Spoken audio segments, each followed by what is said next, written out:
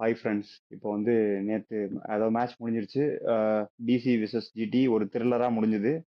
So நாம வந்து அதை பற்றி இது ஃபர்தராக பேசலாம். டீம்ஸில் என்ன சேஞ்சஸ் இருந்தது, ப்ளஸ் நீங்கள் என்ன எதிர்பார்த்தீங்க, என்ன எதிர்பார்க்காம நடந்தது, அந்த மாதிரி ஆரம்பிக்கலாம். டீம்ஸில் ஏதாவது சேஞ்சஸ் இருந்ததா? டிசில எந்த ஒரு சேஞ்சஸும் இல்ல. டிசி சேம் டீம் தான் ஆனாங்க. ஜிடிலயுமே அதே டீம் தான் ஆனாங்க. ஜிடியும் எந்த ஒரு சேஞ்சஸும். கில் மட்டும் உள்ள வந்திருந்தாரு, அவ்வளவுதான். கில் ஃபிட் ஆனானா கில் ஸோ அது ஒரு எக்ஸ்பெக்டட் சேஞ்ச் தான்.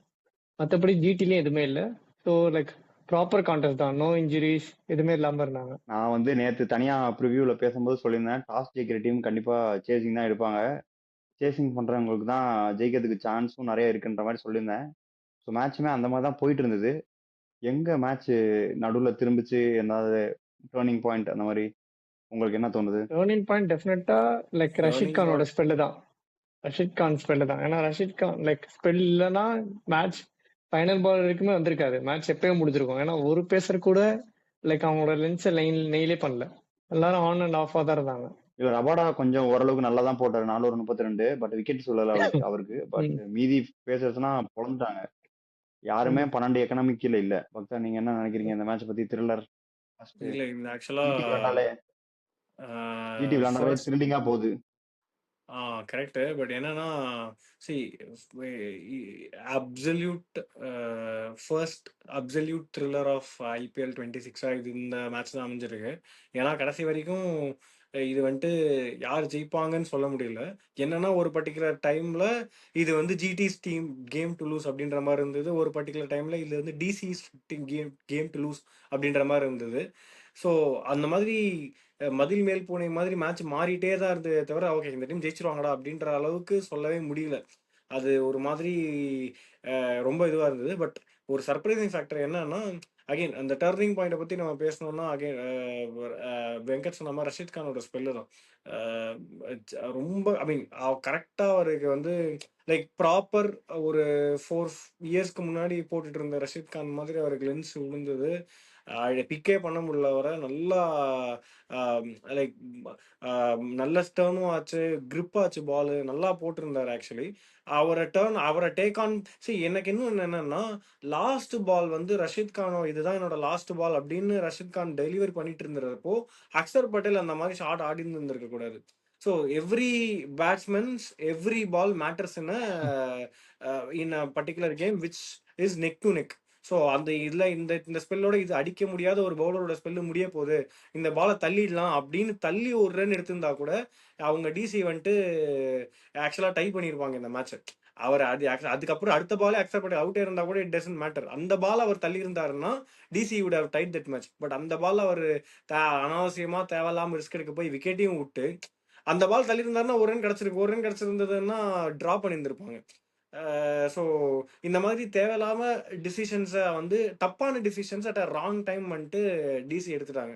And when I say wrong decision, மில்லரோட ராங் டிசிஷனை பத்தி நம்ம பேசாம இருக்கவே முடியாது. அவர் எவ்வளவுதான் ஆமா. சூப்பரா அடிச்சாரு, பயங்கரமா மேட்ச் எடுத்துட்டு போனாரு, அவரால் மேட்ச் ஜெயிக்க போறாங்க அப்படின்ற மாதிரி இருந்தாலும் ஆக்சுவலா தோத்ததுக்கான காரணமும் மில்லர் தான்.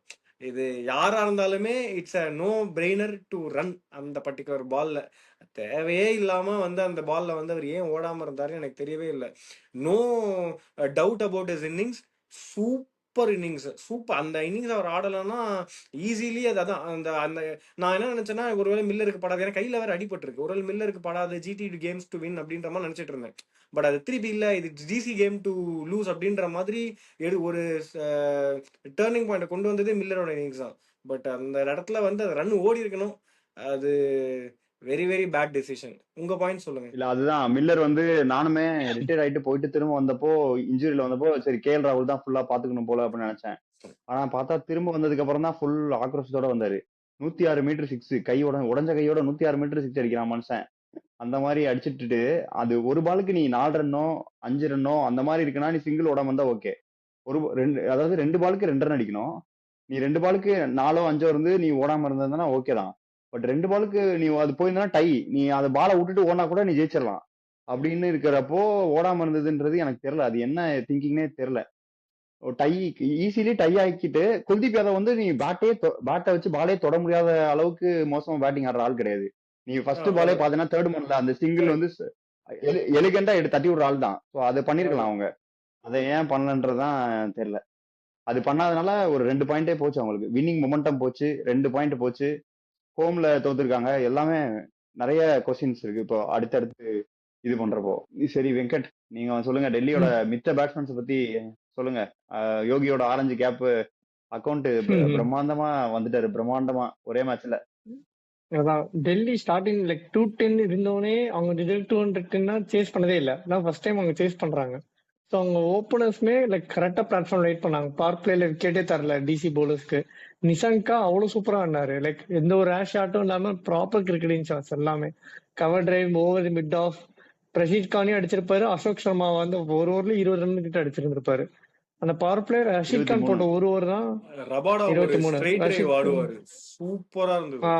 அதான் அவர் நல்லா ஆடினாரு. ரஷீத் கான் போட்ட ஒரே ஒரு ஓவர்னா லைக் ஆஃபா போச்சு. 4 ரன் 5 ரன் ஒரு பவர் பிளேல. மற்றபடி லைக் நல்ல ரன் ரேட்ல போயிட்டு இருந்தாங்க. 10 ஓவர்ஸ் வரைக்குமே லைக் 100+ அடிச்சிருந்தாங்க. அந்த 10 ஓவர் மார்க்ல தான் ரஷீத் கான் 2 விக்கெட் எடுப்பாரு 11th ஓவர்ல.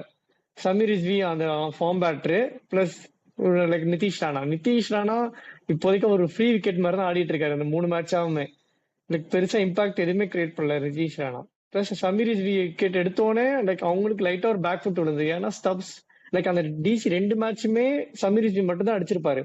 மத்த யாருமே அடிச்சிருக்க மாட்டாங்க. மத்த யாரும் 30+ கூட பெருசா கிராஸ் ஆயிருக்க மாட்டாங்க. 30+ 40+. இவர் அவுட் ஆனோடனே அவங்க கொஞ்சம் பேக் ஃபுட்ல போனாங்க. பட் அவுட் ஆனாலுமே கேஎல் ராகுல் அடுத்தடுத்த பால் லைக் டேக் டவுன் பண்ணிட்டே இருந்தாரு.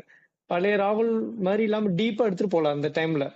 வாஷிங்டன் சுந்தர் அடுத்த ஒரு போடுவாரு 6. திருப்பி விக்கெட் விழுந்த ஸ்டப்ஸ் விக்கெட் விழுந்தோடனே பிரஷீத் போடுவாரு 4-4-6ன்னு போகும்.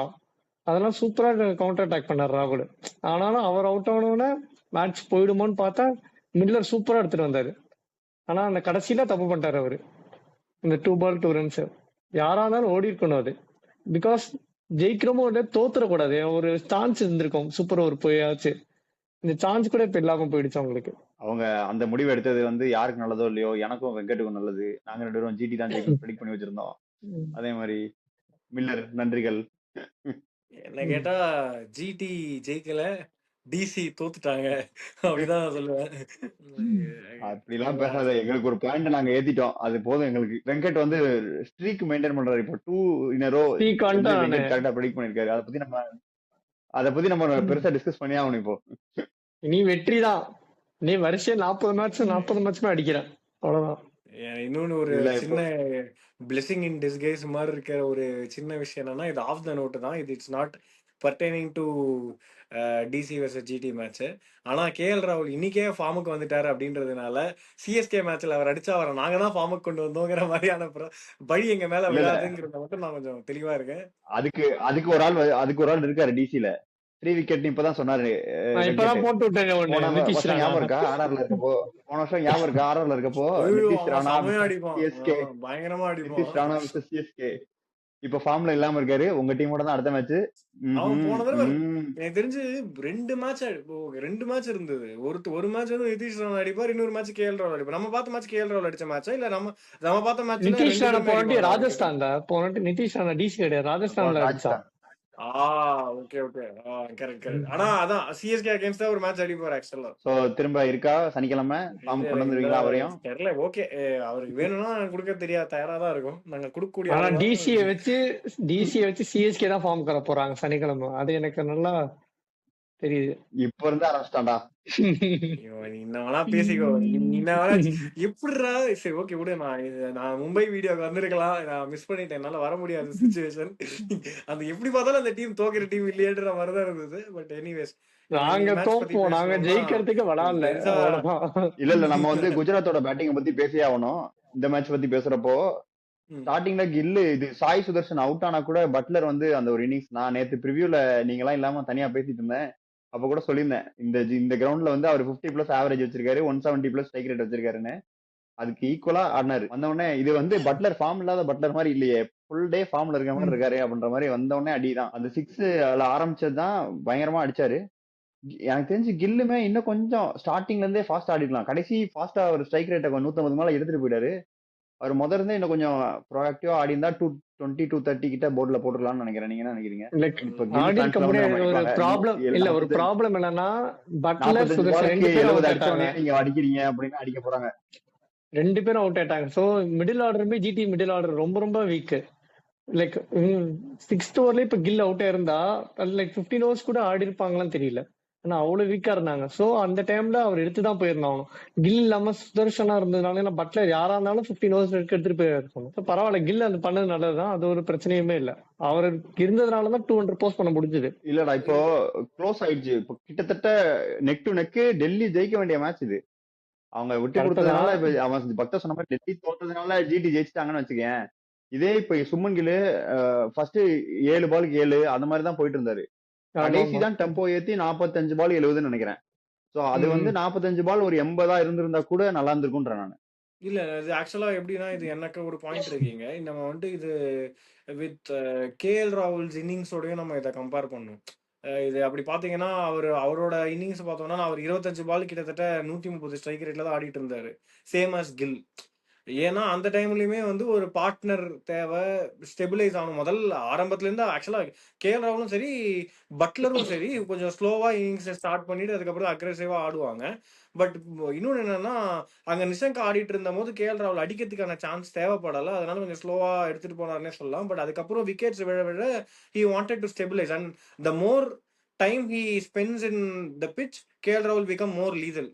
அதே மாதிரிதான் எனக்கு கில்லோட இன்னிங்ஸும் இருந்தது. எனக்கு தெரிஞ்சு அவர் முடிச்ச நோட் வந்து it's not a very bad note. ஒருவேளை அவர் எடுத்துட்டு போய் ஒருவேளை 45 பால் ஆடி ஒரு 68 இல்ல 63 அந்த மாதிரி ஏதாவது ரன் எடுத்திருந்தாருன்னா மேபி நம்ம சொல்றதுல ஒரு லாஜிக் இருக்கலாம், யோசிச்சு பார்க்கலாம். ஆனா அவர் முடிச்ச நோட் நல்ல நோட். இன்னொன்னு என்னன்னா ஆப்போசிட்ல ஓரளவுக்கு ஐ மீன் அது ரொம்ப டஃப்பான சுச்சுவேஷன் தான். இல்ல பட் இல்ல கரெக்டா அந்த டைம்ல பிச்சும் கரெக்டா ஒத்துழைச்சு வாஷிங்டன் சுந்தருக்கும் நல்லா பட்டு அவரும் நல்லா ஆடிட்டு இருந்தாரு. So there was no particular point for him to accelerate very hardly. So அவர் எடுத்துட்டு போன விதம் எனக்கு என்னமோ தப்பா படல. இன்னொன்னு இந்த மேட்ச் பார்த்தோம்னா ஒரு கட்டத்திலுமே இந்த டீம்ல ஒரு பேட்ஸ்மேன் இதை பண்றாருன்னா அதே மாதிரி அந்த டீம்லயும் ஒரு பேட்ஸ்மேன் பண்ணாரு. இங்க கில் எக்ஸிக்யூட் பண்ணது அங்க கேஎல் ராகுல் கொஞ்சம் பெட்டரா எக்ஸிக்யூட் பண்ணாரு. இங்க பட்லர் ஆடின மாதிரி அங்க மில்லர் ஆடினாரு. ஒரு மாதிரி லைக் டு லைக் கம்பேரிசன்ஸ் இருந்திருக்கு. இங்க ரபாடா ஃபர்ஸ்ட் ஸ்பெல் போட்ட மாதிரி அங்கேயும் ஒருத்தர் ரீசெண்டா போட்டாங்க. டெத்து தான் ஆக்சுவலா ஒரு சின்ன டிஃபரன்ஸ் இவங்களுக்கும் அவங்களுக்குமே. அதை தாண்டி மில்லர் பண்ண தப்புனால இன்னைக்கு மேட்ச் தோத்தாங்க. மற்றபடி ஒரு மாதிரி comparatively both teams plate the same way நான் நினைக்கிறேன். அதனால எனக்கு என்னமோ கில் ஆடினதுல இன்னைக்கு என்னமோ எனக்கு ப்ராப்ளம் இருக்கிற மாதிரி தெரியல. இல்ல அது ப்ராப்ளமா நானும் சொல்ல. பட் ஆனா அது பண்ணிருந்தா இன்னும் கொஞ்சம் கம்ஃபர்டபுளா இருந்திருக்கும் அவங்க டீமுக்குன்ற மாதிரி தான் நான் சொல்றேன். ஏன்னா மீதி எல்லாருமே 170 பிளஸ் ஸ்ட்ரைக் ரேட்ல ஆடுறாங்க. உனக்கு கில்லோட ஸ்ட்ரைக் ரேட் மட்டும் தான் 150 அந்த ரவுண்ட்ல இருந்தது. ஆப்போசிட்ல ஆடுறாங்கன்னு சொல்லிட்டு ஒரு ஸ்லோ பில்ட் பண்ணி ஆடினதெல்லாம் ஓகே தான்.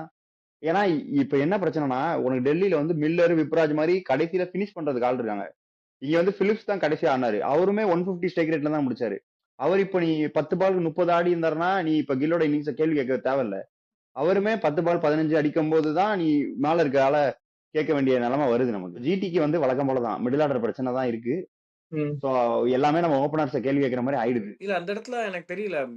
நான் ஃபர்ஸ்ட் இன்னிங்ஸ் இன்ஃபேக்ட் கில் ஆடிட்டு அவுட் ஆகிற வரைக்கும் நான் பார்த்தேன். அதுக்கப்புறம் ஒரு 10 மினிட்ஸ் 15 மினிட்ஸ் நான் பிரேக் எடுத்துக்க வேண்டியதா இருந்தது. அதுக்குள்ள இன்னிங்ஸ் முடிஞ்சு போச்சு. கிளென் பிலிப்ஸ் பேட்டிங் வந்ததை நான் பார்த்தேன். பட் ரஷீத் கான் ஆடவே இல்லையா அப்போ அவங்க அந்த டைம்ல? கிளென் பிலிப்ஸ் அது தட்ஸ் அ ராகுல் பிளண்டர் டெவாட்டியா. ஒன்லி. ரஷீத் கான் இல்ல டெவாட்டியா யாராவது ஒருத்தர் அந்த இடத்துல ஆடி இருந்திருக்கணும். They can I mean Glenn Phillips நான் குறைய சொல்லல. ஆனா இந்த 150 ஸ்ட்ரைக் ரேட் கொஸ்டினபிளாவே இருந்திருக்காது. எடுச்சா 300 ஸ்ட்ரைக் ரேட்ல 3 பால் அடிந்தா கூட அடிச்சுட்டு அவுட் இருந்திருப்பாங்க அவங்க 2 பேரும். இது மேபி அது அது ஒரு சேலஞ்சு தான். அது பேட்டிங் ஆர்டர்ல அவங்க டிசைட் பண்றதும் கூட தான். இப்ப ஆக்சுவலா கரெக்ட் டிசி அளவுக்கு இவங்களுக்கு ஃபினிஷ் பண்றதுக்கு ஆள் இல்லதான்.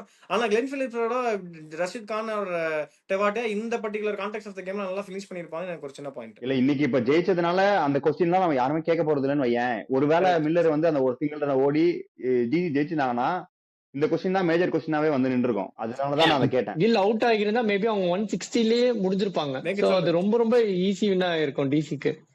சோ அதனாலதான் கில் எடுத்துட்டு போற சுச்சுவேஷன் அப்போ வந்தது. அது பரவாயில்ல. அது ஒண்ணும் பண்ண முடியாது. ஏன்னா ரெண்டு பேர் 7th ஓவர்ல அவுட் ஆயிட்டாங்க. சோ கில் அந்த சுச்சுவேஷன்ல ஆடுற மாதிரி தான் ஆயிடுச்சு.